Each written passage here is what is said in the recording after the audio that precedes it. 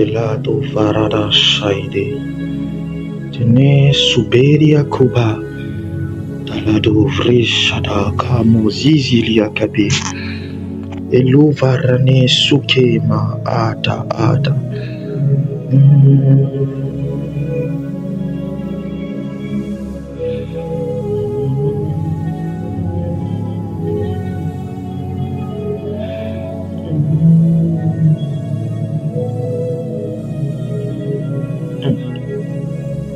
Lelo shavanana marini kiatos. Solili krado vina kabarada. Li shivara kata remo siadalaba.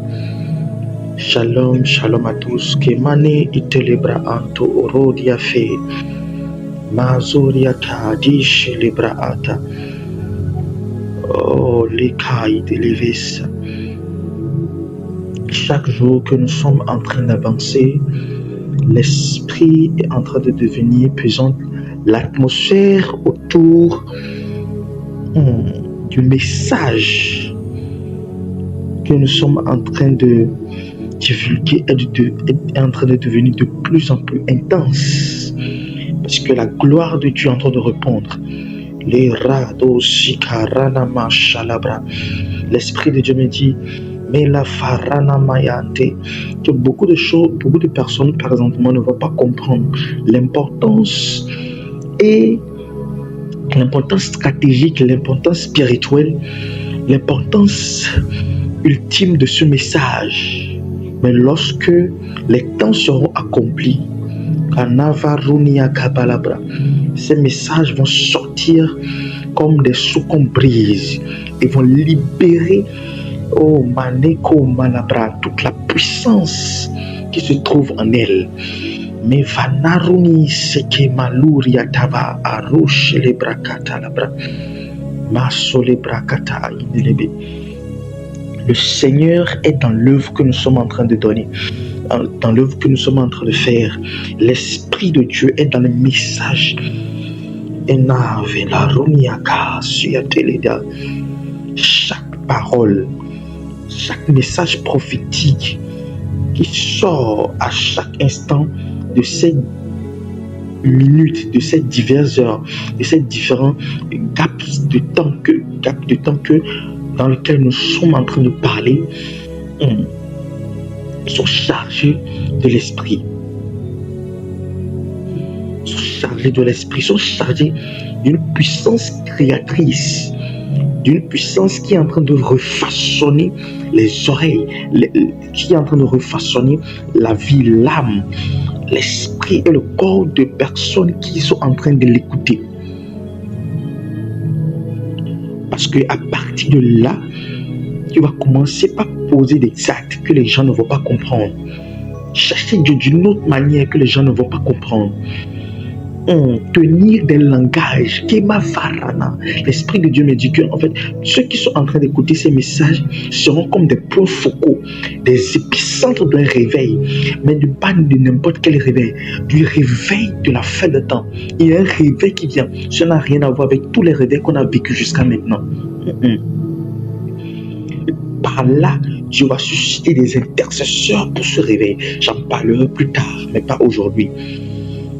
Il y a un puissant niveau de réveil qui va arriver. C'est terrible.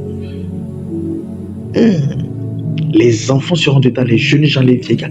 Tout le monde sera entraîné. Ce sera quelque chose de puissant. Et juste après ça viendra le retour de Jésus. Mais les Farana Sagatalabra, tu vas susciter des intercesseurs, tu vas susciter des personnes stratégiques, tu vas donner des programmes christiques, oh my God, à des personnes, les Varana Suketelebra, Maki Vanabrantos, plusieurs de ceux qui sont en train d'écouter ou bien qui vont écouter plus tard ces messages, l'Esprit de Dieu va descendre sur vous comme un nouveau baptême, de la manière dont, lorsque les disciples se sont rassemblés dans la chambre haute, après la chambre haute, bien sûr, pour la seconde fois, l'Esprit est redescendu encore. Come on. Et la Bible dit que le lieu où il se tenait, la puissance était tellement descendue que le lieu où il se tenait tremblait. Marina Fakita Labra. Dieu va charger les gens des programmes, de son agenda. Dieu va donner des messages. Dieu va brûler la langue des personnes avec un seul message, mais un message rempli de puissance, d'onction, de feu. Et ce ne sera pas seulement dans l'église, mais ce sera dans les entreprises, dans les gouvernements, dans les lieux stratégiques de la société. Mais les Farama et de l'écose à Briniata, le diable est en train de constituer son armée, mais j'aimerais vous dire que Dieu aussi est en train de constituer son armée. Dieu est en train de préparer les généraux de son armée. Dieu est en train de préparer les capitaines de son armée. Dieu est en train de préparer les mercenaires, les soldats de son armée. Des gens qui sont déjà morts, mais qui sont revenus à la vie. Ça veut dire qu'ils ne peuvent plus mourir. Dieu est en train aussi de préparer son armée de morts vivants. Je me réexplique. Son armée de morts vivants, c'est-à-dire de ceux qui sont morts en eux, qui sont morts avec Christ, morts à la chair, morts au péché, morts au monde, qui sont descendus dans le tombeau avec Christ, qui ont été crucifiés avec Christ et qui sont descendus dans le tombeau avec Christ, qui ont goûté à la puissance de la mort avec Christ et maintenant qui sont vivants, non pas d'eux-mêmes, mais c'est Christ qui vit en eux. Ils ne s'appartiennent plus. Revela Diata Soliate. Par ce moyen, Christ va se multiplier. Pour ne pas dire Christ va se réincarner dans plusieurs corps. Ici, le message de la transcendance christique. Nefarini Kibra. Nous deviendrons comme Christ, ou bien nous deviendrons Christ. Parce que quand je dis comme, c'est un peu, on prend deux choses différentes pour les comparer, de par leur ressemblance. Mais en réalité, ici, c'est la même chose. Nous devenons Christ. Les temps qui vont arriver vont être terribles, vont être puissants. Et les personnes qui vont vouloir juste être des bons chrétiens, qui vont au travail, gagnent leur argent, ont des maisons, des voitures, n'ont pas leur place, ont des maisons, des voitures, ou leurs femmes, leurs enfants n'ont pas leur place dans cet agenda-là, parce que cet agenda-là n'est pas pour eux. Cet agenda, Dieu ne compte pas sur vous pour ça. Les personnes qui veulent être normales, veulent juste faire leur truc, s'élever dans la société, devenir des PDG, des millionnaires, des milliardaires, mais qui n'ont pas cette passion christique. Cet agenda n'est pas fait pour vous. Oui, je vous dis la vérité, parce que la manière dont les choses sont en train de s'écrouler, mais les varanakata, mais l'itobra antalabra, il y a le partage des parts. Ceux qui sont vraiment de Dieu et l'armée de Dieu et l'armée du diable seront constituées des personnes qui sont conscientes de ce qu'ils sont et de ce qu'ils feront. Mais neva indelebranosa, dans notre langue, vous avez vedomemlo. Ceux qui ne sont pas encore morts, ceux qui ne veulent pas mourir avec Christ, ceux qui ne veulent pas mourir à leur vision de la vie, mourir à leur passion, mourir à leur désir, mourir à leur propre volonté, ces personnes n'ont pas leur place dans le réveil, dans le programme de Dieu du temps de la fin. Dieu n'a pas inscrit leur nom dans l'agenda. Mais si tu es prêt à délaisser ta vision, à perdre le monde et gagner Christ, oh my God, Dieu va t'utiliser puissamment. Les choses que les mondes cherchent, tout le monde est en train de chercher, tu vas l'avoir en abondance, mais il y aura un degré un ajout. Et cet ajout-là, c'est la spiritualité christique qui l'accompagne, l'agenda de Dieu, le testament que Dieu va te donner, le message écrit que Dieu va mettre dans ta bouche, et non pas, qui va te rendre incomparable. Oh my God. Levarano Sibra Antalaga. Thank you, Holy Spirit. Thank you, Holy Spirit. Thank you, Holy Spirit. L'esprit est tellement de peser que j'ai même oublié de prier pour commencer. Mani Roma Intalabra. J'ai l'impression en fait que lorsque le premier jour passe, j'ai enseigné. Le deuxième jour passe, j'ai enseigné. Et le troisième jour, j'ai commencé par enseigner. En fait, j'ai l'impression comme si je ne m'étais en fait jamais arrêté. En fait, c'est comme si depuis le premier jour où j'ai commencé par parler, je ne continuais que de parler jusqu'à maintenant. En fait, c'est comme si le message du premier jour ne s'était pas interrompu. Come on, je ne sais pas si quelqu'un comprend ce que je suis en train de dire. C'est comme on est dans le... Oh la on est dans l'évolution, on est dans une sorte de montée que il n'y a pas d'interruption en fait, il n'y a pas de scale, il n'y a pas de pause. Let's go. Esprit de Dieu, merci pour ta présence, merci de ce que tu es avec nous et merci pour le message que tu vas donner aujourd'hui. Merci parce que l'homme n'a plus la place, le contrôle n'appartient pas à l'homme, c'est toi qui fais ton travail, comme cela se doit.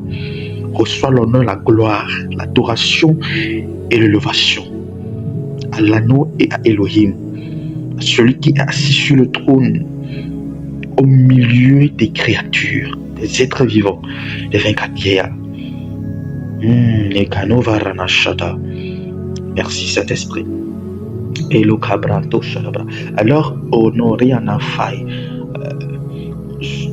tous les messages que nous sommes en train de donner sont des messages purement prophétiques. Mais j'ai l'impression que dans les messages que nous sommes en train de donner, Dieu est en train de reparler à chaque personne. Sans la précision des précisions en fait. C'est ce que Dieu est en train de faire. Dieu est en train de recommuniquer, de parler de beaucoup plus précis aux gens au travers des messages que nous sommes en train de donner. Namrana Soliatavra, les Broki Dalado Shalabra. Là, nous sommes en train de situer le peuple de Dieu, le monde, sur ce qui va venir, sur ce qui va bientôt se produire, bien les temps dans lesquels nous sommes. Mais là, l'Esprit de Dieu est en train de parler à chaque personne maintenant. Ouvre tes oreilles spirituelles. Ne reste pas fermé. Ne reste pas seulement braqué sur le message. Laisse l'Esprit Karatasaidigana. Oh, Bevaradea Sagidagadaga.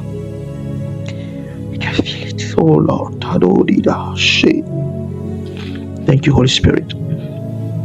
Parce que garde ton cahier à côté, garde ton livre, garde ton bic à côté. Dieu va te communiquer des choses extraordinaires, des choses que tu vas écrire, tu vas penser que tu es fou. Je dis la vérité. Tu vas penser que tu es fou. Après avoir écrit les choses que Dieu va te dire, ce que Dieu veut faire avec toi, tu n'as pas encore ce que je suis en train de dire, ce n'est pas encore arrivé. Dieu ne t'a pas encore parlé des choses là. Non.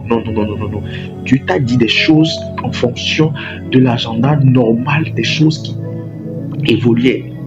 Il y a un agenda normal. On appelle ça l'agenda de l'imperfection. L'agenda du malgré. Mais il y a un agenda là, c'est l'agenda de la perfection, ça arrive. Et maintenant, je suis en train de parler parce que la voix de Dieu change. Je vous ai dit, le monde spirituel n'est plus ce qu'il était. La manière dont Dieu va parler maintenant sera beaucoup plus différente. Le message sera un message de pure folie. Ou ce que Dieu va te dire qu'il va faire de toi, ou ce qu'il va faire au travers de toi. Tu vas écrire. Quand tu finis d'écrire, tu tombes, tu pleures. Ou soit si tu ne pleures pas, tu vas dire que non, ce n'est pas possible. Tu vas laisser, tu vas fuir. Tu vas laisser ton cahier, tu vas fuir. Reste ouvert d'esprit. Il faut que ton esprit soit ouvert. Laisse l'aigle royal te prendre et t'amener dans les hauteurs et t'enseigner les vérités. Des choses que l'œil n'a point vues, que l'oreille n'a point entendues. Oh la gada varanasia redevedicusi imi finikita isakatata. Il y aura une partie 2 pour ceux cette prédication, une partie 2, parce que je sens que je ne vais pas terminer tout l'enseignement.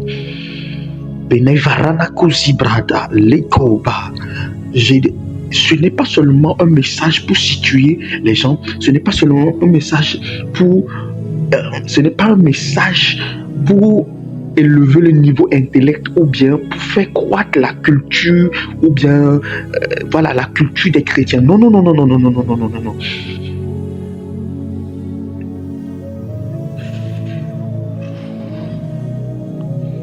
Les bras, je me rappelle, c'était en mars. Oui, c'était en mars, en janvier, février. Oui, c'était février plutôt. Non, c'était plutôt, voilà, c'était en mars, du début mars, du 1er au 3 mars. J'étais parti chercher Dieu. Et parce que depuis un moment, Dieu me parlait de son programme, de son agenda, de son programme, de son agenda. J'étais parti le premier jour. Le deuxième jour, lorsque Dieu a décidé de commencer par parler, j'ai écouté des choses qui m'ont effrayé. J'ai pris mon cahier, j'ai rangé, j'ai dit reste là-bas. Moi, je suis de l'autre côté. Parce que les choses que j'ai écoutées, ce sont des choses qui tu te dis, ce n'est pas possible.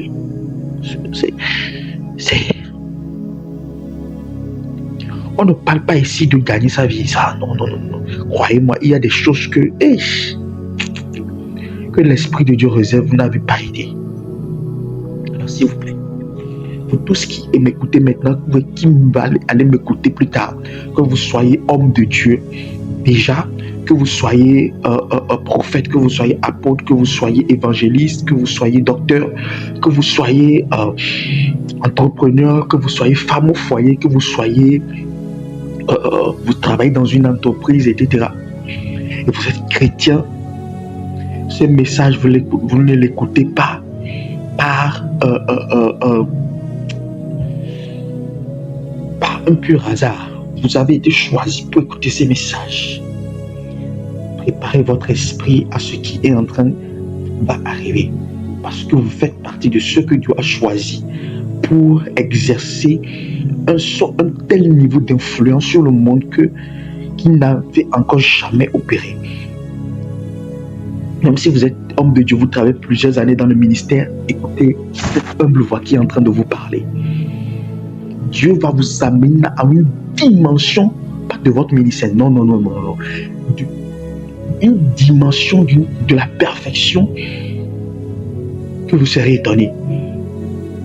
Et présentement, plusieurs personnes sont en train de faire le ministère sans Dieu, ou bien sans appel, ou sans qu'on ne les envoie, ou sans être sûr à 100%.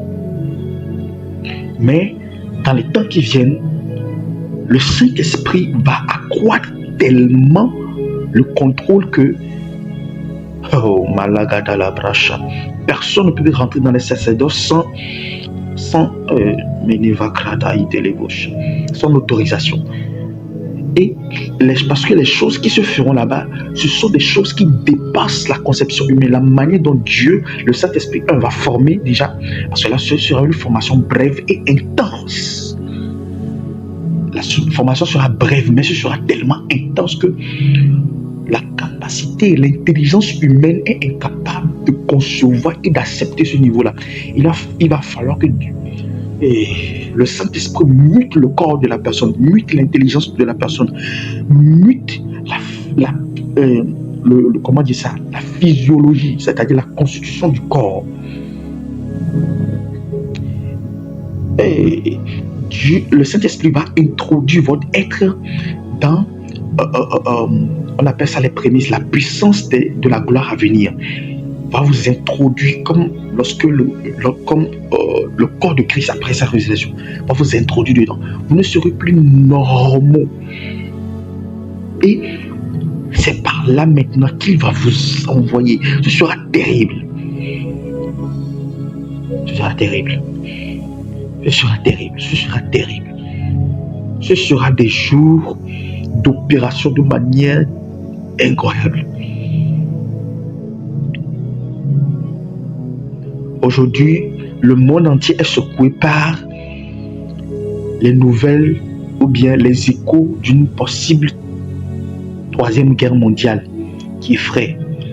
Le monde entier est secoué par les échos ou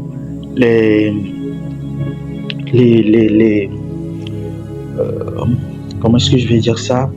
Voilà, les effets du changement climatique qui peinent, qui enlèvent la vie. Mais le monde entier ne se rend pas compte de ce qui arrive. Bientôt, les échos qui vont secouer le monde, ce ne sera pas le christianisme normal. Non. Ce sont ces échos-là du gouvernement de Dieu, de la puissance, de l'ambassade de Dieu, va être redéployé d'une certaine manière que les gouvernements seront secoués. Aujourd'hui, l'évangile qui est là ne secoue pas le gouvernement. Les gouvernements, non, pas encore. Pas assez. Ne fais pas trembler les gouvernements. Ne fais pas trembler les systèmes établis par l'homme. Ne fais pas trembler les institutions établies par l'homme et établies par Satan. C'est pourquoi on peut voir, on méprise les prophètes, on peut prendre des décisions, on peut emprisonner les prophètes, on peut faire beaucoup de choses. Les nations ne sont pas gouvernées, les gouvernements plutôt des nations narguent même les églises. Mais ce qui arrivera sera terrible.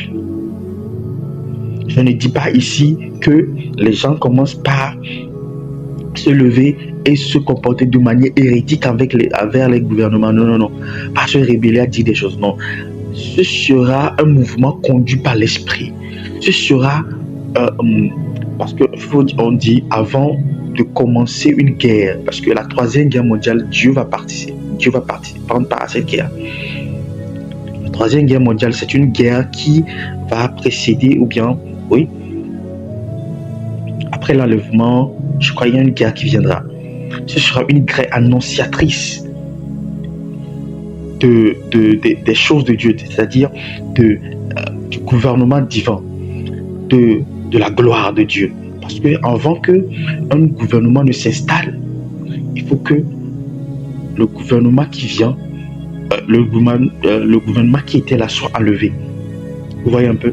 Dieu va prendre part à cette guerre. Dieu va prendre part à cette guerre.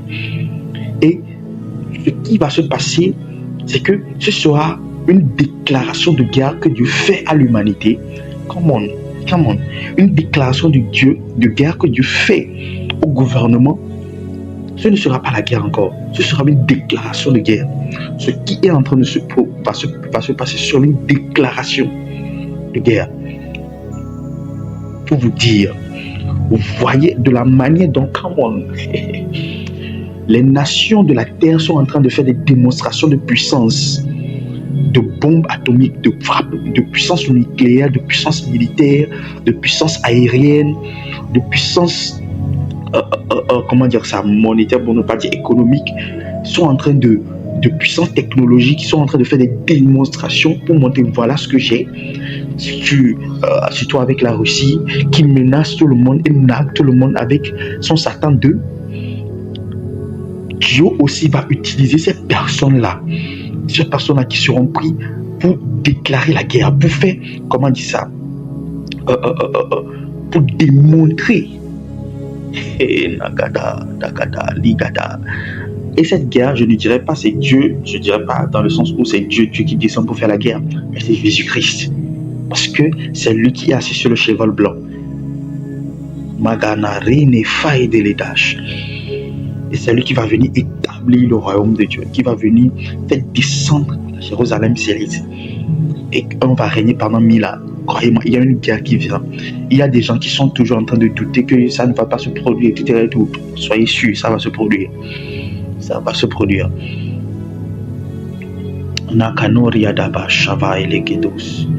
Donc, je n'appelle pas les gens ici à se lever de manière hérétique pour aller narguer le gouvernement. On va vous emprisonner pour rien. Ok? Ce n'est pas encore le temps. On va vous emprisonner pour rien. Lorsque le moment sera venu, ce seront des choses qui seront conduites par l'esprit, pas par les hommes. Non. Ce sera conduit par l'aigle royal lui-même. Merci Saint-Esprit. Alors, let's go. L'enseignement d'aujourd'hui, nous sommes au 3e jour. Merci Saint-Esprit. Merci Saint-Esprit. Merci Saint-Esprit.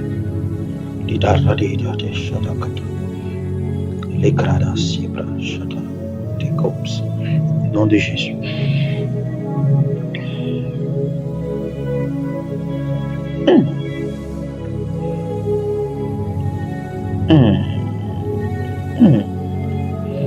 Glory. En ce moment où je parle, la puissance de Dieu descend et va saisir des gens. Vous allez sentir comme si on a mis quelque chose dans votre corps qui est en train de brûler.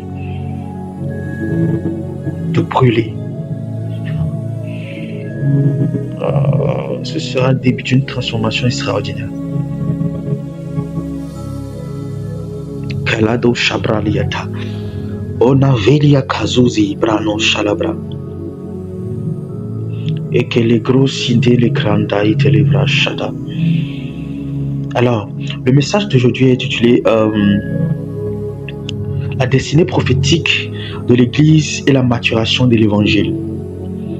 Alors, sans plus tarder, nous allons évoluer rapidement pour essayer de transmettre le message que le Seigneur nous a donné pour cette 3e journée.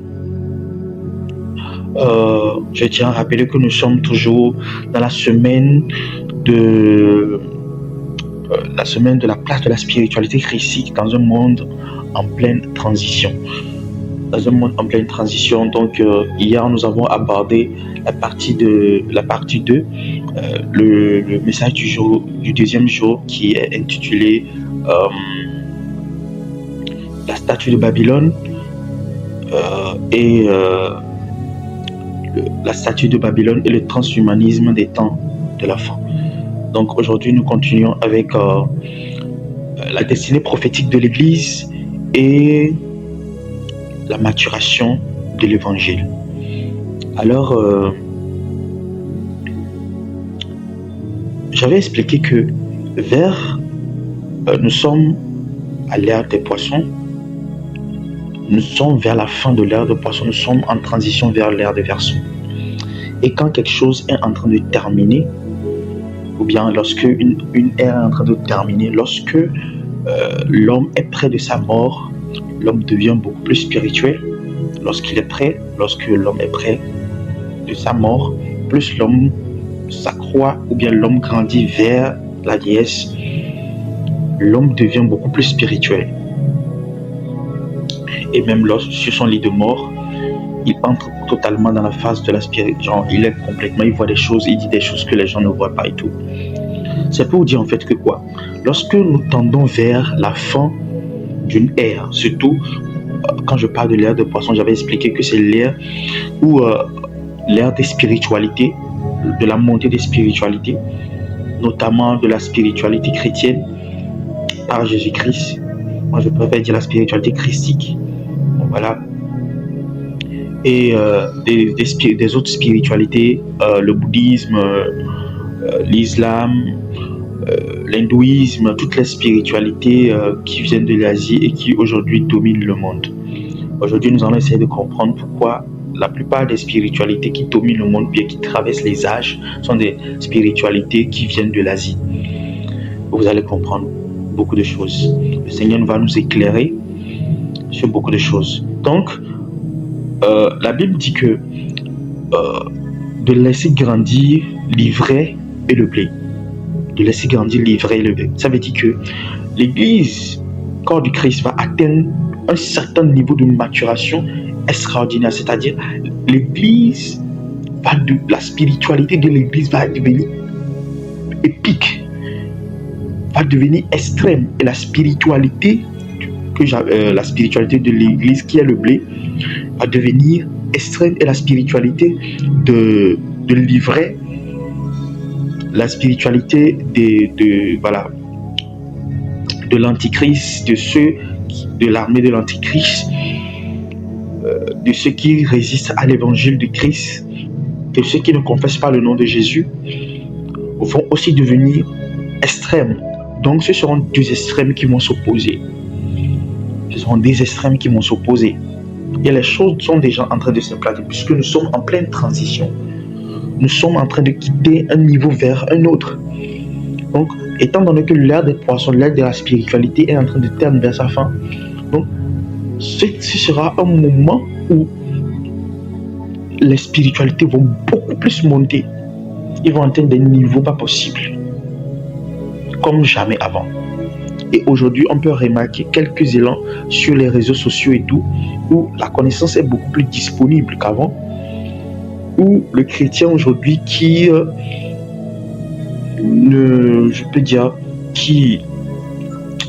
n'a pas une vie spirituelle victorieuse ou bien une vie spirituelle florissante, constante ou régulière, est un chrétien qui soit est combattu fortement par le diable pour être maintenu en captivité ou bien qui ne veut pas faire des efforts. Vous voyez un peu. Et là, il n'y aura plus d'excuses. Il n'y aura plus d'excuses parce que tout sera disponible en fait. Vous voyez un peu. Donc j'avais parlé des temps, voilà, de l'ère des poissons qui tend vers la fin, que je viens de réexpliquer, et du fait que le monde attend avec un ardent désir la révélation des fils de Dieu. Ça, c'est la destinée du monde. L'attente du monde vers les enfants de Dieu, vers les fils de Dieu, vers les Christ, vers ceux qui vont porter la spiritualité christique. Parce que le monde, à la base, était fait pour manifester la gloire de Dieu. Mais étant donné que il a été soumis à la puissance de Satan, alors le monde souffre le douleur de l'enfantement. La création tout entière souffre les douleurs de l'enfantement, dans l'espoir de prendre part à la gloire des enfants de Dieu. De ceux, pas cette gloire seulement, cette gloire présente, mais aussi dans la gloire à venir. Vous voyez un peu. Donc, le monde attend à ce que les enfants de Dieu, les fils de Dieu, ceux qui sont censés dominer dans toutes les sphères, se manifestent et le soulagent de sa douleur avant le retour de Jésus-Christ, qui va lui donner aussi la paix de manière définitive. Mais d'où vient cette douleur? On en avait parlé. Cette douleur vient du fait que cette douleur vient à cause de la personne qui est aujourd'hui en charge, qui gouverne le monde, qui est en train de manipuler le monde, c'est-à-dire le diable, Satan, le Léviathan, le serpent ancien, qui est en train de soumettre, de faire souffrir la création tout entière. Et les esprits, et les humains, et les autres êtres vivants tout entiers sont en train de vivre cette douleur, vivre cet esclavage-là de sa part.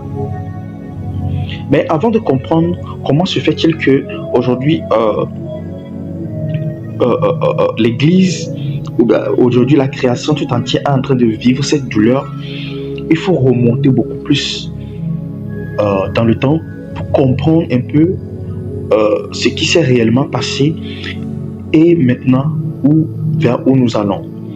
Donc avant de parler de la destinée prophétique de l'Église et pour tendre vers la maturation, il faut d'abord connaître ce qui s'est passé et d'où est-ce que nous venons réellement et où est-ce que nous allons. Alors, allons dans Genèse 1 et 2. Nous allons lire. Genèse 1, le verset 2. Genèse 1, le verset 1 à 2. nous n'avons pas donné de versets, je n'ai pas donné de versets de base parce que nous allons lire beaucoup de versets bibliques en évoluant. D'accord? Alors,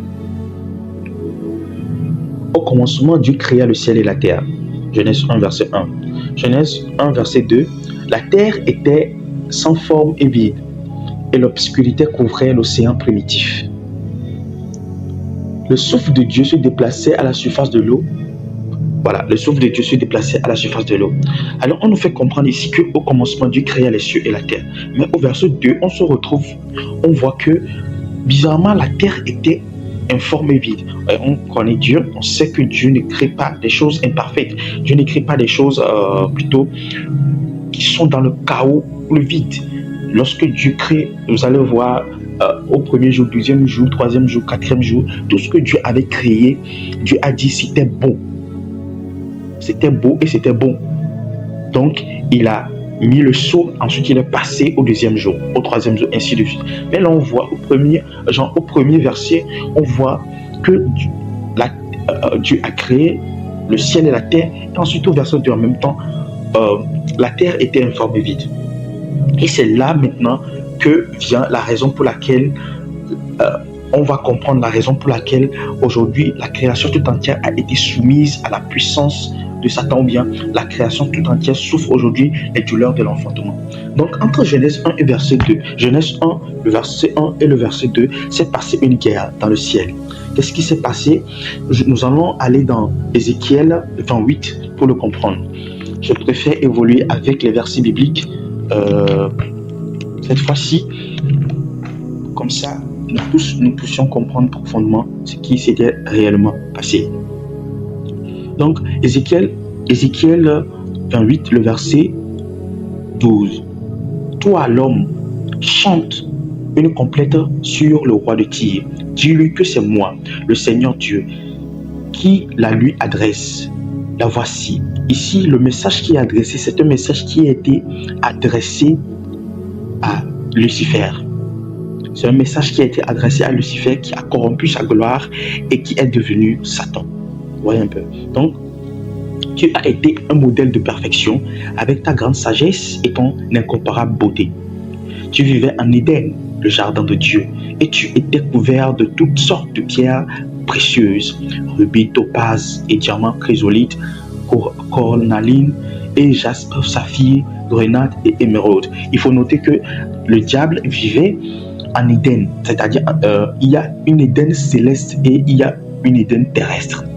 Avant que Dieu ne commence par créer l'Éden terrestre dans Genèse 1 à partir du verset 3 où Dieu créa les choses, il dit il fut un soir et il y eut un matin, il y avait un Éden céleste.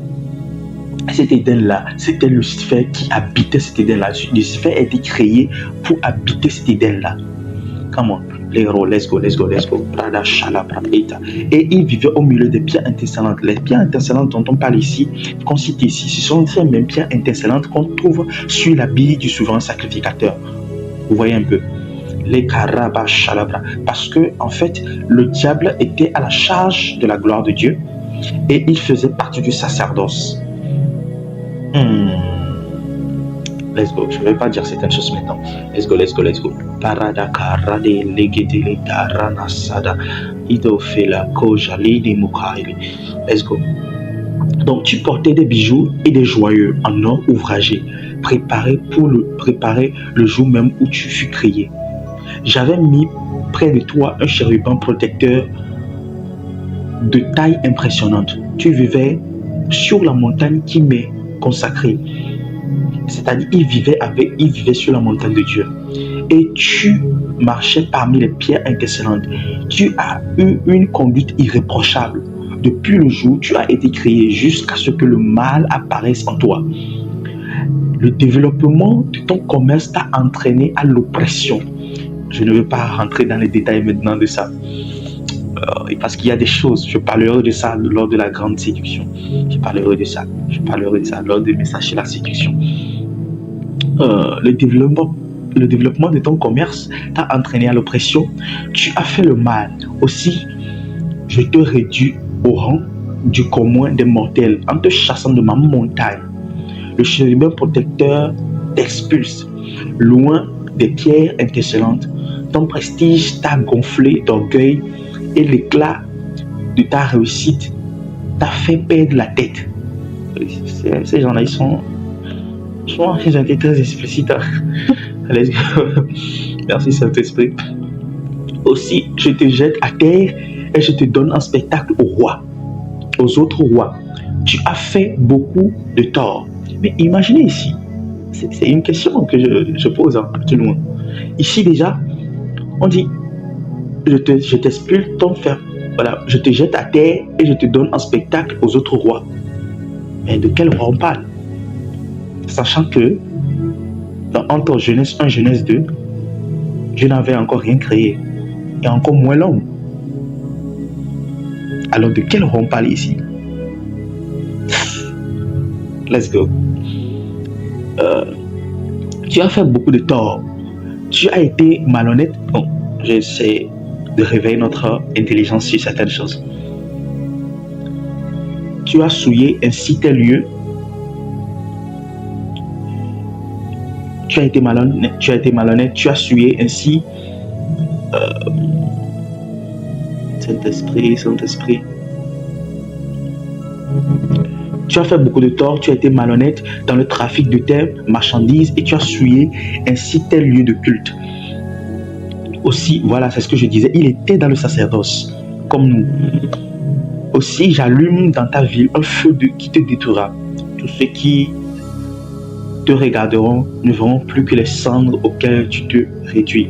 Ton destin remplira de stupeur tous les peuples qui te connaissent, et car tu deviendras un sujet d'épouvante et tu auras disparu pour toujours. Là, c'est un message qui a été adressé à Lucifer. Et si ça explique en fait ce qui s'est passé dans entre Genèse 1 et 2. En fait, il y a eu rébellion au ciel. Et lorsque cette rébellion s'est produite, Lucifer a voulu prendre, il a dit, je monterai, j'irai à la montagne de Dieu. Je prendrai la place du Très-Haut. Je m'assiérai à la place du Très-Haut. Et là, il a été précipité. Donc, quand il a été précipité, on peut remarquer le moment ici, on a parlé dans Ézéchiel 28, on a parlé en fait du péché qui a été retrouvé chez lui. Comment il était. Il mettait les sceaux à la perfection. Il était rempli de gloire. C'est-à-dire quand Dieu créait les choses, c'est lui qui venait mettre, dit que voilà, ce que Dieu a créé, il est parfait. C'est lui qui mettait les sceaux. Vous voyez un peu. Et jusqu'à ce que, car il se contemplait, il se regardait, il voyait sa beauté, sa puissance et tout. Et la manière dont tous les autres esprits l'adulaient, étaient fascinés et impressionnés par lui, qu'il a été rempli d'orgueil, il a médité le mal et il a voulu monter au trône de Dieu. Il a voulu monter et prendre la place de Dieu. Mais qu'est-ce qui s'est passé? Il a été chassé du ciel. Mais avant d'être chassé, il a séduit un tiers des anges. Et ces un tiers des anges-là ont été entraînés avec lui lorsqu'il a été chassé. Et quand il a été chassé, il est tombé au deuxième ciel où il a ravagé beaucoup de choses. Il est tombé sur la terre. Beaucoup de choses s'étaient passées. Donc, en fait, quand vous voyez un peu le niveau de la puissance de ce qui s'était produit, c'était incroyable. Dans le sens où ce sont des étoiles qui sont tombées. Quand je parle des étoiles, je parle des anges. Vous allez remarquer, à chaque fois qu'on parle des étoiles, on ne parle pas seulement des étoiles, des astres. On parle des esprits, des anges déchus. Vous voyez un peu. Donc, dans dans Apocalypse 7, 12, le verset 7 à 9, qu'est-ce qui s'est pas dit? Alors, une bataille s'engagea dans le ciel. Michael et ses anges combattirent le dragon. Et celui-ci se battit contre eux avec ses anges. Mais le dragon fut vaincu et ses anges, et lui n'eut plus la possibilité de rester au ciel. Donc on les avait fermés l'accès au ciel. Ils ne pouvaient plus demeurer au ciel. Alors ils ont été précipités. Déjà de part que le nom de Michael, c'est une question. Le chérubin protecteur dont on parle ici, c'est Michael, qui a renvoyé Satan, qui a fait la guerre à Satan et son armée et qui les a vaincus. Donc le chérubin protecteur dont on parle ici, c'est Michael. Et son nom même, c'est une question, c'est-à-dire qui est comme Dieu.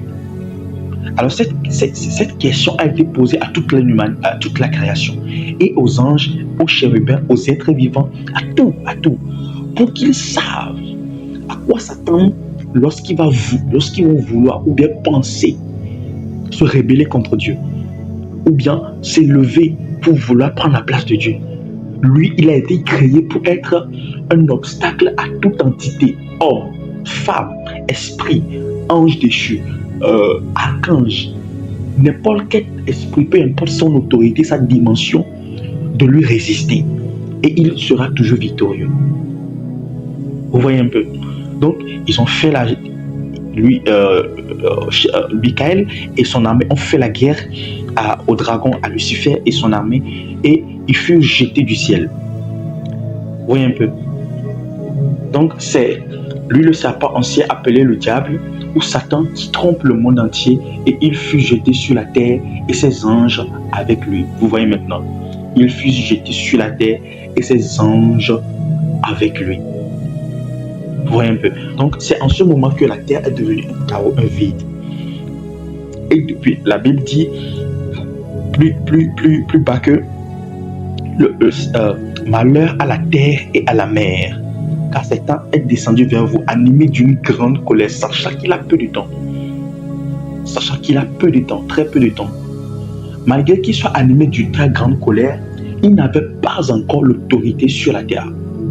Il n'avait pas encore l'autorité parce qu'il est rentré dans une sphère où il ne pouvait pas dominer. Donc, il a été privé du ciel, il a été chassé du ciel, malgré toute sa puissance, son autorité. Il n'avait pas le pouvoir de contrôler quoi que ce soit ou de manipuler quoi que ce soit à part ses anges à lui. Alors, lorsque dans Genèse 1, Dieu a créé les cieux, la terre, Dieu a recommencé par créer, il a commencé par créer les choses après cette guerre, Éden, les arbres, les animaux, l'eau, je dis l'eau. Cela n'a pas été créé, l'eau existait déjà, les arbres, les animaux, les luminaires, etc. et tout. Qu'est-ce qui s'est passé? Makaro Shalabra, les verana soukleteria tarababa, me fele keto ramana soutelebra ante, les gado shabra, ikede sabra. Lorsqu'il créait ces choses-là, Satan n'avait pas encore le contrôle. Il n'y avait rien. Donc, Dieu a recréé Éden, et puis il a créé l'homme. Il a dit, formons l'homme à notre image. Et puis il a créé l'homme par le souffle. C'est-à-dire, ce qui fait de Dieu Dieu, c'est ce que Dieu a utilisé pour créer l'homme. Donc, parmi toutes les créatures du ciel, de la terre, dans les eaux, même parmi les anges et parmi toute la création, la seule créature qui ressemble à Dieu, c'est l'homme. Ce n'est pas les anges. Les anges ne ressemblent pas à Dieu. Je dis quelque chose. Les anges ne ressemblent pas à Dieu. Si tu veux connaître Dieu, regarde l'homme. Et je ne parle pas de l'homme animal. Hein. Non. Je parle de l'homme esprit. Parce qu'il y a beaucoup de personnes qui utilisent cette phrase pour biaiser un peu les révélations et tout. Non. L'homme ressemble à Dieu dans son esprit. Maintenant, il lui a formé un corps parce qu'il faut que cet esprit habite dans un corps. Vous voyez un peu. Mais le diable, malgré toute sa puissance qu'il avait et tous les anges qui étaient à son service, les anges déchus qui étaient à son service, il n'avait le pouvoir ni le droit de contrôler quoi que ce soit. Parce qu'il est rentré dans un monde où, avant d'opérer, il faut une autorisation. C'est comme ça que Dieu a créé notre monde. Avant d'opérer, il faut une autorisation. Il faut qu'on te donne l'accès. Donc, Adam et Ève étaient dans le jardin. Et là, maintenant, il a commencé à vouloir les séduire. Chercher un moyen pour avoir la charge de ce monde et le contrôler. Vous voyez un peu. Parce qu'il est toujours animé d'une grande colère. Et il croyait qu'il était ce qu'il y avait de plus meilleur dans le ciel, sur la terre partout. Mais Dieu étant Dieu, sa sagesse, son intelligence est largement au-dessus de toute créature qu'il a créée, au-dessus de toute créature. Autant les cieux sont élevés au-dessus de l'homme, au-dessus de la terre, autant les pensées de Dieu sont élevées au-dessus des pensées de l'homme. Et pas seulement des pensées de l'homme, des pensées de toutes les créatures, célestes comme terrestres. Et là, il a retrouvé en Éden une créature qui ressemblait à Dieu. Et c'était terrible pour lui. Sa colère s'est décuplée encore. Une créature qui était comme Dieu. Lui qui était parfait et tout, Dieu ne l'a pas créé comme lui. Et il a vu une créature simple, humble, habitant dans une vase et dans un corps d'argile. Mais avec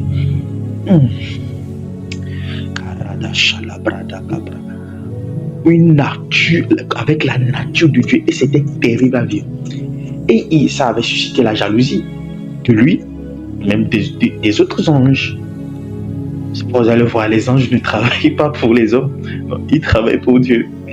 Ils travaillent pour Dieu, mais en rendant service, ils travaillent, ils sont sous les ordres de Dieu, mais en rendant service aux hommes. Vous voyez un peu. Et c'était terrible. Donc, le diable cherchait à séduire l'homme. Donc, il cherchait à séduire l'homme par tous les moyens. Il cherchait à séduire l'homme par tous les moyens pour le prendre, pour lui ravir son autorité.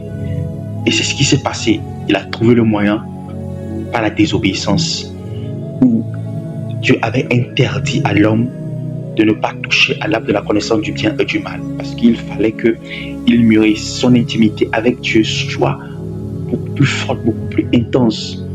Il faut que Dieu l'entraîne dans le processus avant qu'il ne puisse avoir accès à l'arbre de la connaissance du bien et du mal. C'est comme si tu prends le trophée avant d'aller courir, ou bien avant de passer l'épreuve, ou bien c'est comme si tu vas voler ton diplôme de licence ou de baccalauréat avant de passer l'examen.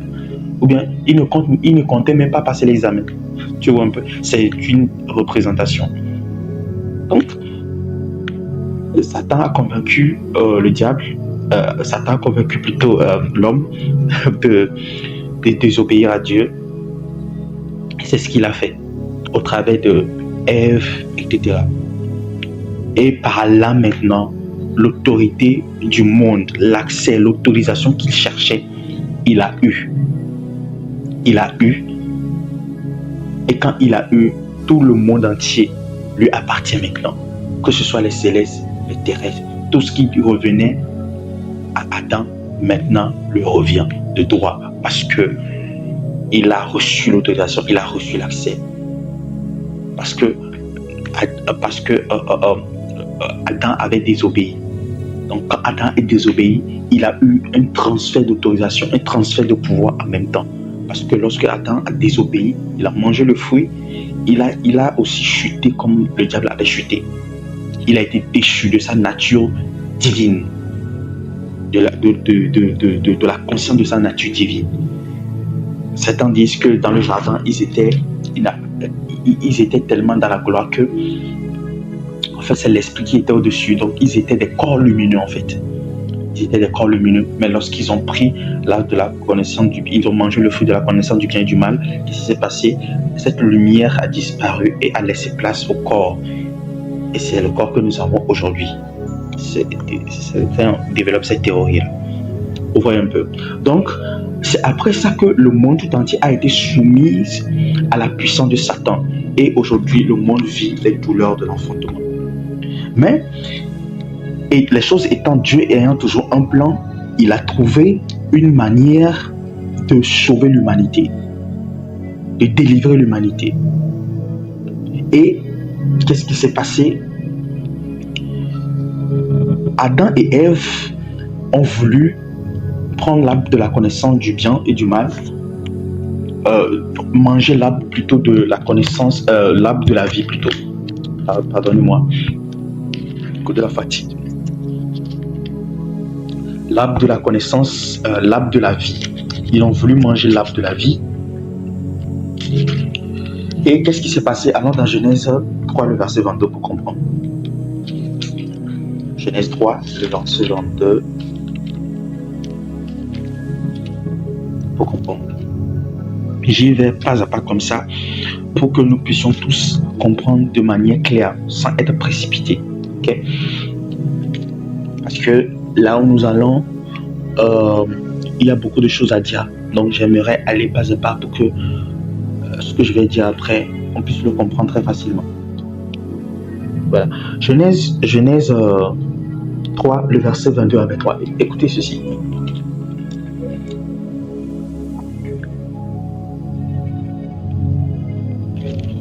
Genèse 3, le verset 22 à 23. Je lis la parole de l'Éternel. Puis il se dit, voilà que l'homme est devenu comme un Dieu. Pour ce qui est de savoir ce qui est bon ou mauvais, il faut l'empêcher maintenant d'atteindre aux syllabes de la vie. S'il en mangeait les fruits, il vivait indéfiniment. Le Seigneur Dieu renvoya donc l'homme du jardin d'Éden pour qu'il aille cultiver le sol dont il avait été tiré. Vous voyez un peu. Puis après, l'en avoir expulsé, le Seigneur plaça des chérubins en sentinelle dans le jardin d'Éden. Ceux-ci étaient armés de flammes, de l'épée flamboyante et tourbillonnante devant. Pardonnez-moi. Ceux-ci armés de l'épée flamboyante et tourbillonnante devaient garder l'accès de l'arbre de la vie. Allons dans Apocalypse 5, verset 3, nous allons lire quelque chose pour comprendre ce que je vais dire après. Apocalypse 5, le verset 3. Apocalypse 5.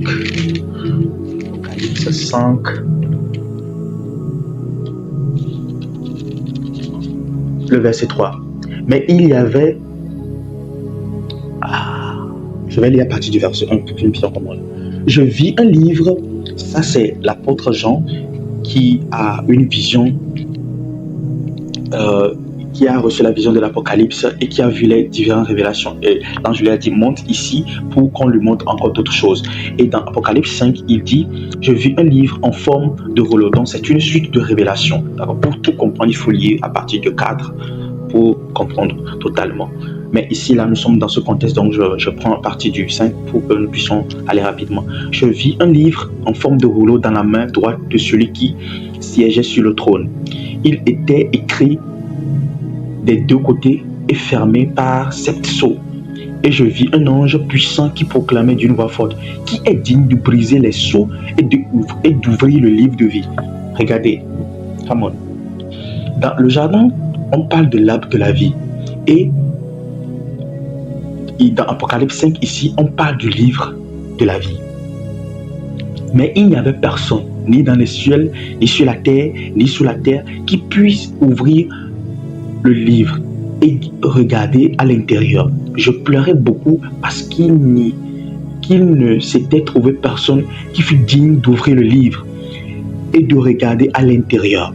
Alors, l'un des anciens me dit, ne pleure pas, regarde, le lion de la tribu de Juda, le descendant du roi de David, a remporté la victoire. Il peut donc briser les 7 sceaux et ouvrir le livre. Et je vis un agneau debout au milieu du trône, entouré par les 4 êtres vivants et les anciens. Il semblait avoir été égorgé. Il avait 7 cornes ainsi que 7 yeux, qui sont les 7 esprits de Dieu envoyés par toute la terre. L'anneau s'avança et prit le livre de la main droite de celui qui était qui siégeait sur le trône. Aussitôt, les 4 êtres vivants et les 24 vieillards les 4 êtres vivants et les 24 vieillards, les 24 anciens s'agenouillèrent devant l'agneau. Chacun d'eux avait une harpe et des coupes d'or pleines d'encens qui sont les prières du peuple de Dieu. Ils chantaient un chant nouveau. Tu es digne de prendre le livre et d'en briser les sceaux, car tu as été mis à mort Et par ton sacrifice, tu as acquis pour Dieu des gens de toute tribu, de toute langue, de tout peuple et de toute nation. Tu as fait d'eux un royaume de prêtres pour servir notre Dieu et ils régneront sur la terre. Je regardais et j'ai entendu la voix d'une multitude d'anges. Il y a une dizaine de milliers. Il y en avait des milliers, des dizaines de milliers. Ils se tenaient autour du trône des êtres vivants et disaient, et des anciens, et ils chantaient d'une voix forte: l'agneau qui a été mis à mort est digne de recevoir la puissance, la richesse, la sagesse, la force, l'honneur, la gloire et la louange. J'ai entendu aussi les créatures dans le ciel, sur la terre, dans la mer, les créatures de l'univers entier qui chantaient. Alors, vous voyez un peu ici, on dit, dans la révélation, il est dit que on cherche celui qui va ouvrir le livre de la vie, mais on n'avait trouvé personne. Vous voyez un peu, il n'y avait personne. Et l'apôtre Jean dit que j'ai vu au milieu du trône, il y avait un anneau qui était capable de prendre le livre et de briser le sceau. Lorsqu'on retourne dans Genèse 3, le verset 22 à 23, on avait interdit, Dieu avait interdit à ce que Adam et Ève s'approchent pour prendre l'arbre de la connaissance du bien, l'arbre de la vie. Ici, l'arbre de la vie est Jésus-Christ. L'arbre de la vie est Jésus-Christ et l'accès à Jésus-Christ avait été interdit parce que avant d'avoir la vie éternelle, il faut recevoir Christ. Dans le temps, il pouvait y avoir accès en obéissant. Mais maintenant qu'ils ont désobéi, donc ils ont désobéi à l'instruction qui leur avait été donnée, pour ne pas dire à la loi qui leur avait été donnée, ou bien à l'ordonnance qui leur avait été donnée. Il faut maintenant que ceux qui vont recevoir, il faut rentrer maintenant dans la deuxième phase où ceux qui vont recevoir Christ, ou bien ceux qui vont accepter Christ, ou bien ceux qui vont manger Christ, parce qu'il a dit plus tard, ceci est mon corps, ceci est mon sang, mangez et buvez. Voyez un peu. Oh my God, les karabachatala. Ceux qui vont manger Christ et boire Christ le feront par la foi. Donc, maintenant, l'autre moyen par lequel il faut avoir la vie éternelle pour être sauvé, c'est d'avoir la foi. Parce que l'ordonnance qui leur avait été donnée, l'instruction qui leur avait été donnée, ils ont désobéi à cette instruction. Donc, il faut maintenant aller à ce second niveau qui est la foi. Maintenant, on avait cherché dans le ciel, sur la terre et sous la terre. On n'avait trouvé personne qui était capable de prendre le livre de vie et de briser les sceaux. Pourquoi? Parce que dans Genèse 7, lorsque l'homme a péché, lorsque l'homme a désobéi et il a violé les ordonnances, il a fallu que Dieu prépare un nouveau plan. Et dans ce plan, il faut que quelqu'un descende parmi les hommes, sur la terre, pour mourir à la place des hommes, afin que les hommes soient sauvés. Et Dieu a cherché parmi les anges, il a dit, comme dans Ésaïe, qui ira pour nous, qui enverrai-je? Il a cherché dans les cieux, parmi les archanges, il n'y avait personne. Personne n'était capable. Personne n'avait le courage d'aller. Parmi les êtres vivants, il n'y avait personne. Parmi les chérubins, il n'y avait personne. Parmi les séraphins, il n'y avait personne. Parmi les 24 vieillards, il n'y avait personne. Parmi les anges, il n'y avait personne. Et tous les autres esprits qu'il y avait au ciel, il n'y avait personne. Dans le conseil de Dieu, il n'y avait personne qui pouvait aller sauver les hommes. Parce que Dieu étant Dieu, il a rattaché un amour profond à l'homme, de telle manière que, en voulant le créer, il s'est incarné en lui. Alors il faut que cette partie de lui qui est en l'homme ne puisse pas se perdre. Il faut qu'il puisse trouver un moyen de le récupérer, de le sauver. Come on, les karabashatalabra, les venia sukrakatalabra, idolabra. Et il n'y avait personne. Alors, kanozi abra antelebra katala. Comme il n'y avait personne, alors Dieu a parlé à Dieu. Oh Dieu, à Hébreux 1 qui dit, oh Dieu, lisons, même si le temps passe, nous reviendrons dessus. Karada shalabra lideleba. Et il n'y avait personne. La seule personne qu'on avait trouvée, c'est Dieu lui-même. La seule personne qui pouvait prendre la place,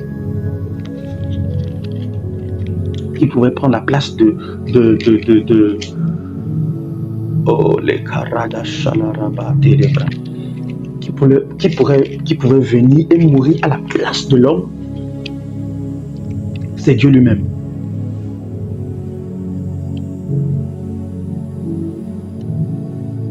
En effet, Dieu n'a jamais dit à l'un de ses anges, vous voyez un peu, c'est toi qui es mon fils, à partir d'aujourd'hui, je suis ton père. Et il n'a jamais dit à propos d'un ange, je serai un père pour lui et il sera un fils pour moi. Mais au moment où Dieu allait envoyer son fils premier dans le monde, donc il a collé, il a cherché parmi les anges, il n'y avait trouvé personne. Alors Dieu s'est adressé à Dieu. Alors, parce que Dieu, en ce temps, était hors de sa création. Dieu n'était pas encore dans sa création. Je réexpliquerai ça plus tard lorsqu'on va commencer même le message sur l'initiation christique. Je parlerai de Dieu, l'unité composée. Je parlerai de ça. Dieu était hors de sa création. Mais là, il faut que, parce que oh my God, Dieu n'habitait pas sa création. En ce moment, Dieu n'habitait pas sa création. Même parmi les anges, Dieu n'habitait pas parmi eux. Dieu habitait une lumière inaccessible. La Bible dit dans Jude, je crois. Dieu habite une lumière inaccessible. Une lumière inaccessible. Donc, les anges ne l'avaient jamais vu, les archanges ne l'avaient jamais vu, les chérubins, les séraphins, eux tous ne l'avaient vu. Donc, Dieu était en dehors de sa création. Maintenant, pour pouvoir sauver la créature qu'il aimait tant, l'homme, il fallait que Dieu entre dans sa création. Alors, Dieu a parlé à Dieu. Écoutez, let's go. Quand aux anges, il a dit, Dieu a fait des anges. Bon, il a dit, mais au moment où il devait envoyer son fils premier-né dans le monde, il a dit, tous les anges de Dieu doivent l'adorer. Quant aux anges, il a dit, Dieu a fait de ses anges des vents et de ses serviteurs des flammes de feu. Mais au sujet du fils, il a déclaré, ton trône, ô Dieu, est établi pour toujours. Il parle de son fils, mais il s'adresse à son fils en disant Dieu, en paix grande D, bien sûr. C'est avec justice que tu gouvernes ton royaume. Tu aimes ce qui est juste et tu détestes le mal. C'est pourquoi Dieu, ton Dieu, t'a consacré. Oh my God, c'est merveilleux. En versant de l'huile sur ta tête. En fait, Dieu s'est adressé à Dieu.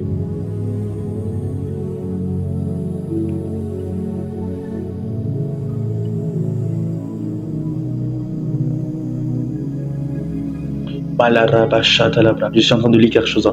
Dieu n'a jamais dit à l'un de ses anges, viens siéger à ma droite. Je veux te contraindre tes ennemis à te servir de marchepied. Voilà. Donc, Dieu s'est adressé à Dieu et il a dit, je prends cette partie de moi qui va rentrer dans la création. Et cette partie de Dieu Dieu qui est rentré dans la création, c'était le Fils. Est devenu le Fils premier-né, c'est-à-dire Dieu qui va s'incarner. Premier-né du désert. C'est merveilleux. Dieu s'est adressé à Dieu et il a fait sortir Dieu de Dieu pour rentrer maintenant dans la création parce que Dieu était en dehors de sa création. Et maintenant, il est rentré dans la création. Et quand il est rentré dans la création, et c'est lui qui est maintenant descendu pour sauver les hommes. Donc, les anges même ne l'avaient jamais vu. Et quand ça s'est produit, ce n'était pas... ça s'est produit en un temps, Dieu habitait parmi les anges. Et après, maintenant, il est venu en Marie pour que les gens le voient. Non. Quand Dieu s'est adressé à Dieu, parce que, comprenez très bien,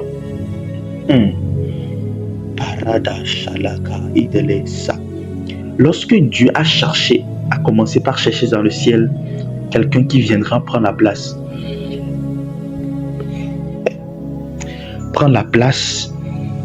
mourir à la place de l'homme pour que l'homme soit sauvé, ce n'était pas en une journée, ce n'était pas 2 ans, ce n'était pas 3 ans. Regardez toute la chronologie prenons de Genèse jusqu'à la naissance de Jésus-Christ. Plus de 8000 ans. Dieu posait la question pendant 8000 ans à toutes les créatures, à tous ces anges qui sont puissants, qui sont forts, qui sont extraordinaires, à toutes ces entités, à tous ces esprits. Il ne trouvait personne. Et pourquoi il donnait les prophéties? Il donnait les prophéties par rapport à la similitude de celui qui devait venir.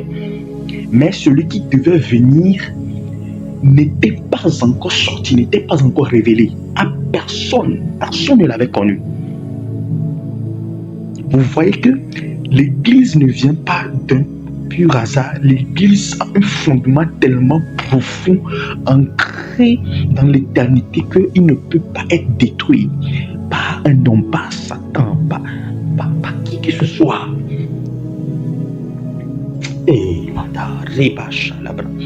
Pendant 8000 ans, il y a des prophéties. Dieu donnait des prophéties. Pourquoi il donnait des prophéties? Ésaïe 53, des prophéties, les similitudes par rapport à la manière dont Moïse était, le bâton de Moïse, les similitudes, le serpent d'airain, des similitudes. Isaac, il donnait en fait des illustrations de ce que serait ce sauveur-là, le Messie, parce que personne ne connaît encore son nom. Personne ne connaît encore son nom. Personne ne connaît encore son nom. Ce que serait ce sauveur et ce qu'il va faire. Les choses qu'il va souffrir. Lorsqu'il les anges et tout, vous voyez ces choses-là, il venait même apporter les messages aux hommes. Il transférait les messages aux hommes, que ce soit à Isaïe, Ézéchiel, les prophètes, les grands prophètes, eux tous en ont parlé de Jésus. Moïse en a parlé, parce que Moïse, lui aussi, il a dit, il désirait une cité céleste. Il désirait quelque chose. Il a vu le grand roi qui allait venir. On parlait de Jésus-Christ, mais Jésus-Christ n'était pas encore. Qui est ce Messie-là? C'est pourquoi,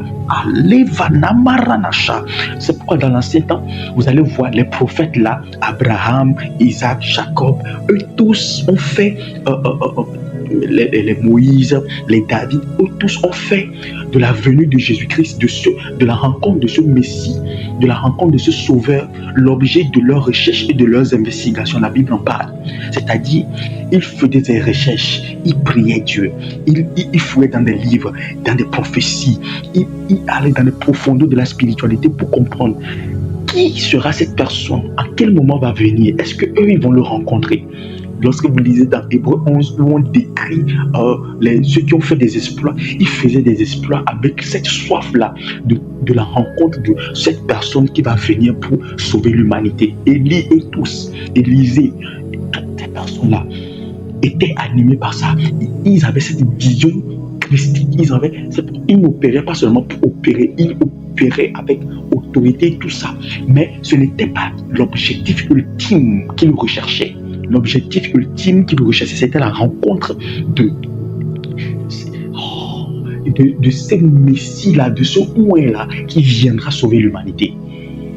Oh, l'Irana Shalabra. Oh, I love Jesus. Kanabra. I love Jesus. Oh, la destinée prophétique de l'Église. Oh, l'Ikamanonina Manamarenenemoa. Et vous croyez que, et Satan croit que, et les sorciers croient que cette œuvre-là pourrait s'arrêter en tuant les chrétiens? C'est possible, c'est impossible. C'est comme si c'est un serpent à plusieurs têtes. Vous coupez plusieurs têtes repoussent. Il n'y a pas une religion qui a été autant combattue que la religion chrétienne. Mais plus on nous tue, plus les gens croient. Plus les gens croient. Plus les gens meurent, plus les gens croient. Tuez un chrétien ici, brûlez-le par le feu, fusillez-le ou emprisonnez-le. Vous n'allez pas comprendre. C'est en ce moment où le moment où les gens devaient fuir pour ne plus croire. C'est bizarrement en ce moment où les gens deviennent nombreux et croient. On dirait comme si l'homme a une telle confiance dans la mort de ces personnes-là. C'est bizarre. On dirait que la mort est un gain. Comme l'apôtre Paul a dit, évidemment, la mort est un gain pour nous. Vous tuez un, paf, plusieurs croient. Comment ça se fait? Mais dans les autres religions, on tue les gens, les religions s'éteignent. Comment se fait-il que on nous tue, on nous pourchasse? Regardez en Palestine ce qui est en train de se passer. Si vous voyez les news en Palestine maintenant, des croisades d'évangélisation terribles. La dernière fois, c'était plus de 52 000 personnes qui ont été sauvées d'un coup, en une seule croisade. Mais c'est dans cette région où on brûle les chrétiens, on détruit leurs maisons. Les chrétiens sont obligés de se casser dans des souterrains. Qu'est-ce qui se passe? Qu'est-ce qui se passe? Donc, pendant 8000 ans, oh my God, c'est une manière de parler. Dieu a cherché, il a questionné, il a passé au crible tous les anges, il a posé des questions, il a appelé les séraphins, il a appelé les chérubins. Au coin vous voulez aller? Les archanges Michael, au coin ne pouvait passer, aucun. Venir mourir, porter la chair, aucun ne voulait passer. Les anges, tous les anges dans les cieux sont passés à la table de jugement, à la table de questionnement, mais personne. Tous ils ont dit non. Alors, à l'an 0. C'est pourquoi, en fait, Jésus-Christ n'était pas révélé et il habitait dans les cieux avant de venir sur la terre. Vous allez remarquer que lorsqu'il est venu, il a été mis au monde, il est mort à la croix. Il n'avait les bras chalabrakata, les varana soubri. Il est venu, il a accompli le qui devait accomplir. Il s'est humilié jusqu'à la mort de la croix et Dieu lui a donné un nom qui est élevé au-dessus de tout nom et il a fait asseoir à sa droite dans les cieux. En fait, le trône là qui était là, le trône était vide. Jésus-Christ n'était pas encore révélé. Le trône a été vide depuis très longtemps. Tout était préparé dans les cieux sur la terre pour que la personne vienne. Cet ange-là, on chargeait. Mais quel ange parmi vous peut prendre la place là? Regardez le beau trône, tout, la gloire. Ils ont vu la gloire et ils ont vu la souffrance. Ils ont dit non. Jamais. Alors, à l'an 0, parce que normalement, c'est la naissance de Jésus qui crée l'an 0, mais je préfère le dire comme ça pour qu'on comprenne. À l'an 0, que quelqu'un dise avec moi l'an 0. À l'an 0, Dieu qui était dans une lumière inaccessible que personne ne pouvait voir est sorti de cette lumière inaccessible et est rentré dans la création. C'est là maintenant la naissance ou bien la création ou bien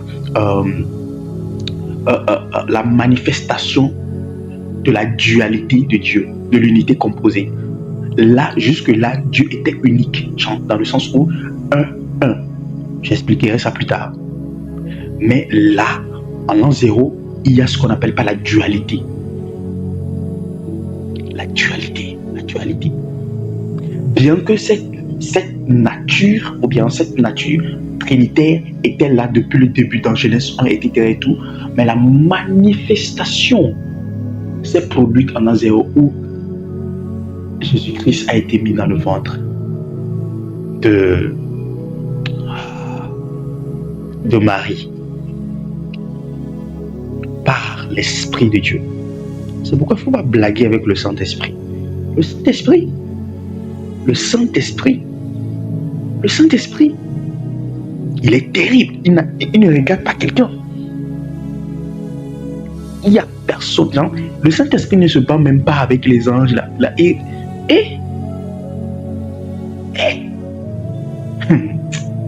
Je parlerai de ça. Et lorsque Jésus-Christ fut mis au monde, naquit, c'est en ce moment que les anges aussi ont vu Dieu pour la première fois. Comme le dit l'Hébreu. Je dis Hébreu Pierre. Les anges ont vu Dieu pour la première fois. Le Dieu qui était hors de sa création est rentré dans sa création. Même les hommes ont vu Dieu premièrement que les anges. C'est un peu. Ils ont vu Dieu pour la première fois. Il y avait des chants dans le ciel partout, etc. Oh my God. Alors je vais m'arrêter ici pour aujourd'hui. Je vais continuer demain. Je vais expliquer qu'est-ce qui s'est passé. Et c'est quoi cette chronologie? Qu'est-ce que Dieu a voulu réellement faire? Là, aujourd'hui, j'ai parlé de processus. fondement je ne dirais pas le fondement spirituel, bien le fondement éternel de l'Église, la naissance de Jésus, le Dieu qui était hors de sa création, qui rentre dans sa création. Mais demain, nous allons encore aller là.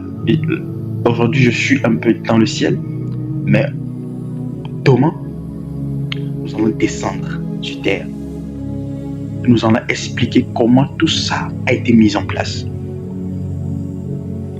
Et vers le temps de la fin, à quoi est-ce qu'on doit s'attendre? C'est pourquoi l'Église, Dieu aime tellement l'Église. Et il chérit. Non. Ma blague na kudo church enwa ebekoro. Kudo church yolo. Kudo sa nature qu'on appelle Église. Ma blague na kudo. Dieu, c'est pourquoi Dieu nous en a nous les serviteurs au Dieu, prophètes, apôtres, allo, évangélistes. Ma on en a le wancholo. Amérique qui be so nous donner précisément et les jaloux c'est et non à jaloux de manière pas possible. Ne imaginez les Québécois non jaloux par rapport aux chrétiens balo kaka don via nous da bien va courir attaquer tout ça. Notre imaginer déjà à mec qui t'en couru et toi élevé de rendre bien ni nos ministères mais ni nos sacerdoces mais ni nos ne batte pour la mettre pas instruire va et quoi et quand dit bien et là nos banal courir et de maoba mon toi et soit de cousso et moi aussi d'ailleurs à la fin et tout sinon moi on en les miancho il m'a blâmé Dieu est tellement jaloux envers ses serviteurs et non c'est avec l'Amérique qui l'a WCC na et bien serviteur à l'homme à la famille bela putain mais bela plutôt il va le payer parce que Dieu il est très jaloux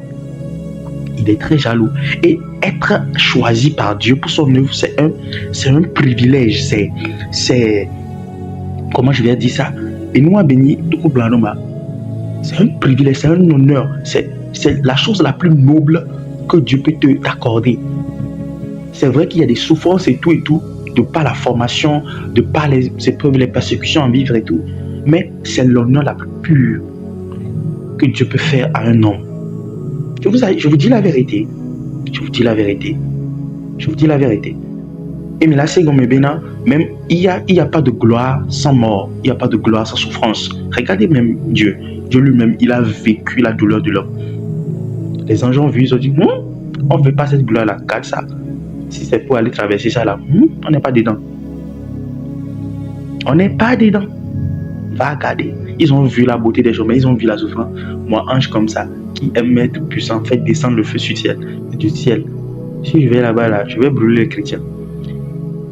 Dieu elle les a fait passer en examen parce qu'il faut avoir une certaine caractéristique ou bien une certaine capacité d'avoir la puissance, d'avoir le pouvoir, mais de ne pas l'utiliser. Comme Jésus-Christ, il avait le pouvoir, il pouvait faire descendre le feu.